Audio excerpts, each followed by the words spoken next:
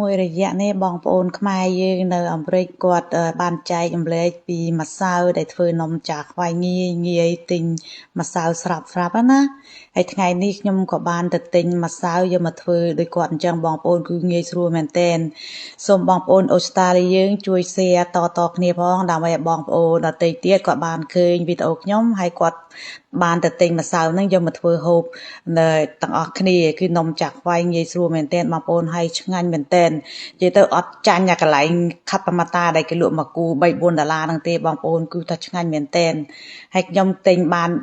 និយាយទៅខ្ញុំពឹកមិញខ្ញុំទិញ5កញ្ចប់ថែមទៀតព្រោះខ្ញុំចូលចិត្តបងប្អូនគឺឆ្ងាញ់មែនទែនហើយវាងាយស្រួលហើយតម្លៃអត់ថ្លៃទេបងប្អូនអាចរកទិញបាននៅអាខូ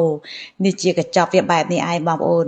បើយើងមានតែ2នាក់យើងទិញមកកញ្ចប់តូចហ្នឹងធ្វើបានហូបឯបងប្អូនបាននំ2-3គូ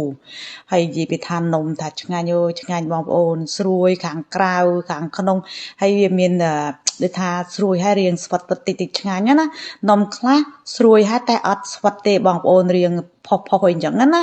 ហើយនំខ្លះធំក្លិនមេហើយនំនេះអត់ធំក្លិនមេទេបងប្អូនគឺឆ្ងាញ់មែនទែននេះម្សៅវាម្ដុំបែបនេះឯងបងប្អូនដល់នេះខ្ញុំធ្វើពីស្បោងសំទោសព្រឹកមិញខ្ញុំធ្វើតែមួយស្បោងទេតែថ្ងៃនេះខ្ញុំធ្វើពីស្បោងបន្ថែមទៀតព្រោះខ្ញុំចង់យកទៅធ្វើតៅស្រួនណោះអ្នកបងប្អូនគឺងាយស្រួលមែនទែនយើងយកមកយើងគ្រាន់តែរោយម្សៅបងប្អូនមានម្សៅមីធម្មតាណាយើងរោយពីលើកម្រាលយើងមកដើម្បីកុំឲ្យវាឆ្អិតអញ្ចឹងណានេះបងប្អូនហើយយើងធ្វើជាម៉ូតវាទៅបងប្អូនចង់កាត់ទំហំប៉ុន្មានបងប្អូនធ្វើប៉ុណ្ណឹងណានិយាយទៅមួយដុំហ្នឹងធ្វើនំបាន2-3គូបងប្អូននេះខ្ញុំធ្វើវណ្ឌវបាន2-3គូមានអាតូចមានអាធំអញ្ចឹងណាហើយនេះខ្ញុំធ្វើបន្ថែមទៀតខ្លាចអត់ក្រាន់កូនពើខ្ញុំពើមិនគាត់ខ្ញុំធ្វើឲ្យគាត់ហូបឡើងអស់2គូតែឯងនៅតតែមួយគូខ្ញុំពីអ្នកតានិយាយទេនេះបងប្អូនធ្វើចឹងមកបងប្អូនចង់ឲ្យមានសាច់នៅខាងក្នុងបងប្អូនកុំធ្វើម្សៅនឹងតប៉ែតពេកយល់ថាធ្វើមកកម្រាស់និយាយទៅនេះបងប្អូនមើលដឹងហ្នឹងទំហំកម្រាស់ពាក់កដាលម្រាមដៃយើងណាបងប្អូនយកចង្កឹះយកមកវាស់ទៅកុំឲ្យវាកម្រាស់ក៏ប៉ុនចង្កឹះពេកណាល្មមបានដែរបងប្អូនចង្កឹះយើងអាខាងក្បាលវាមានជ្រុងហើយបងប្អូនយកមកកាត់ចេះមកគឺងាយស្រួលមែនតើបងប្អូនកាត់ចឹងហើយយើងគ្រាន់តែយកទឹកយកមកស្លក់នៅកដាលទៅហើយយើងបិទភ្ជាប់ទៅហើយយើងទាញយកទៅបង់ទៅនឹងខ្លាញ់ទៅគឺបានដែរបងប្អូនហើយរសជាតិថាអូឆ្ងាញ់ណាស់បងប្អូនមើលវីដេអូនេះចប់ខ្ញុំនឹងបង្ហាញកន្លែងគេលក់បងប្អូនគេដាក់លក់កន្លែងខ្លះបងប្អូនរកឃើញទេខ្ញុំដើររកមួយមេលែននិយាយទៅខ្ញុំរកឡើងវល់មុខហើយសួរគេអត់ដឹងទេណាអ្នកលក់អត់ដឹងទេបងប្អូនទូអ្នកលក់គេអត់ដឹងទេគេអត់ដឹងគេទៅយកអាម្សៅមីស្រស់ម្សៅហ្មងយកមកឲ្យយកខ្ញុំមើលខ្ញុំថាមិនមែនអាហ្នឹងទេហើយខ្ញុំថាអត់អីចាខ្ញុំដើររកខ្លួនឯងខ្ញុំចំណាយពេល1ម៉ោងដើរក្នុងផ្សារអាខូលនឹងរកដល់ឃើញបងប្អូនគេអត់បង្ហាញបងមានបងស្រីគាត់បង្ហាញថាអាខូមានលក់តែវូអត់មានលក់ទេបងប្អូនតែខ្ញុំអត់ទាន់ទៅមើល Costco ណាមិនដឹងជា Costco មានលក់អត់ទេហើយអានេះគឺម៉ាក់អាខូឯបងប្អូនខូ brand ណាវាធ្វើខ្លួនឯងបងប្អូនហើយយើងគ្រាន់ដាក់ចង្កត់ចេះមកនេះតែបងប្អូនកុំភ្លេចកុំចង្កត់ដល់ចុងវាអាក្បាលវាសងខាងបងប្អូនកុំលាបទឹកដល់នឹងអីប្រយ័ត្នវាអោបជាប់គ្នាវាអត់ប៉ោងគេថាវាផ្អោបទៅទាំងអស់ចឹងហ្មងណាវាអត់ញែកពីគ្នានេះខ្ញុំធ្វើរួចហើយបានខ្ញុំយកទៅបង់នឹងខ្លាញ់ហើយនៅពេលដែលយើងធ្វើម្សៅហ្នឹងយើងទៅដាក់ខ្លាញ់ឲ្យក្តៅសិនមកពេលវាក្តៅល្មមហើយបានយើងធ្វើឲ្យខ្លាញ់យើងក្តៅល្មមបងប្អូនហើយបងប្អូនយកចង្កឹះយកទៅលក់មើលខ្លាញ់ទៅតែក្តៅប៉ុន្មានមក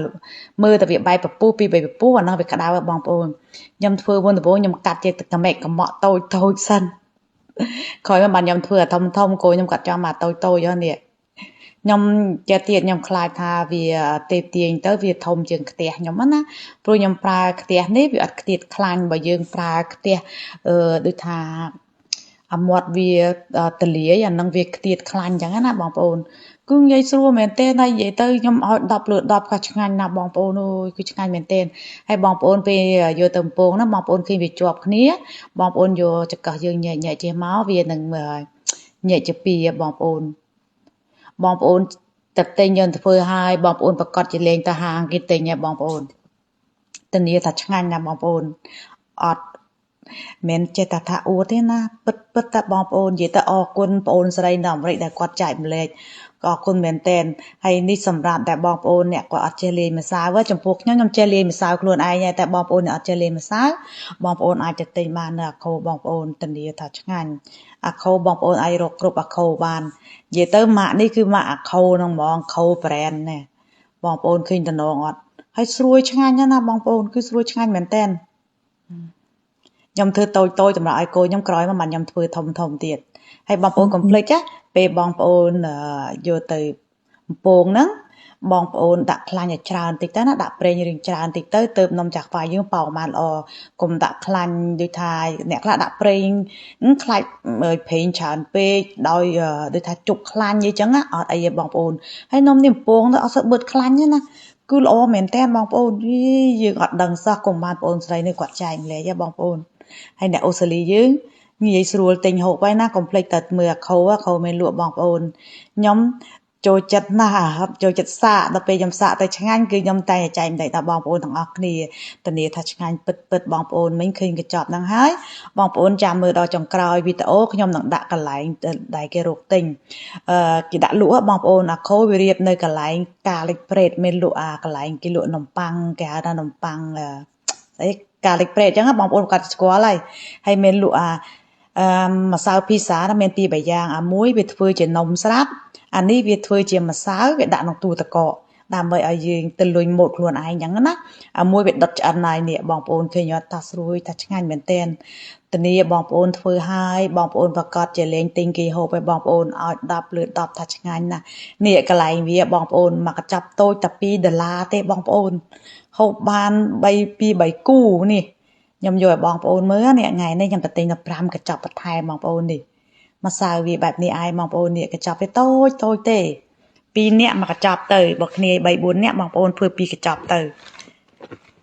នេះបងប្អូនឃើញទេបែបនេះឯងណាបងប្អូនចំណាំកញ្ចប់ទុកណា